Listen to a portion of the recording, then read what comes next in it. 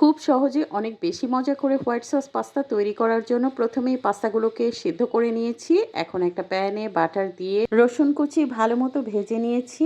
রসুন কুচি ভাজা হয়ে গেলে দিয়ে দিচ্ছি পেঁয়াজ এবং কাঁচামরিচ কুচি। পেঁয়াজ কাঁচামরিচ ভালো মতো ভাজা হয়ে গেলে দিয়ে দিচ্ছি ছোট ছোট টুকরো করে রাখা সসেস দেওয়ার পর নেড়েচেড়ে দিয়ে দিচ্ছি এখানে 1 টেবিল চামচ ময়দা। ভালো মতো আরেকটু নেড়েচেড়ে সসেসের সাথে ভেজে নিয়ে ফুটানো গরম দুধ ঢেলে দিয়েছি। সাথে দিয়ে দিয়েছি চিনি, oregano, chilli flakes, ginger garlic powder, লবণ। একসাথে সবকিছু ভালো মতো মিশিয়ে নিয়েছি। এখন এই মিশ্রণটা ফুটে ওঠা পর্যন্ত অপেক্ষা করব। মিশ্রণটা ফুটে উঠলে পাস্তা ঢেলে দিয়েছি। পাস্তাটাকে ভালো মতো নেড়েচেড়ে মিশিয়ে পাস্তাটা যখন এরকম একটু ঘন ও থকথকে হয়ে যাবে তখন বেশি পরিমাণে মোজারেলা চিজ দিয়ে নেড়েচেড়ে অপেক্ষা করব চিজটা মেল্ট হয়ে যাওয়া পর্যন্ত।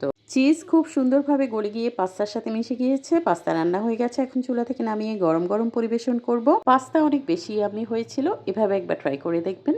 ইনশাল্লাহ আপনাদেরও ভালো লাগবে।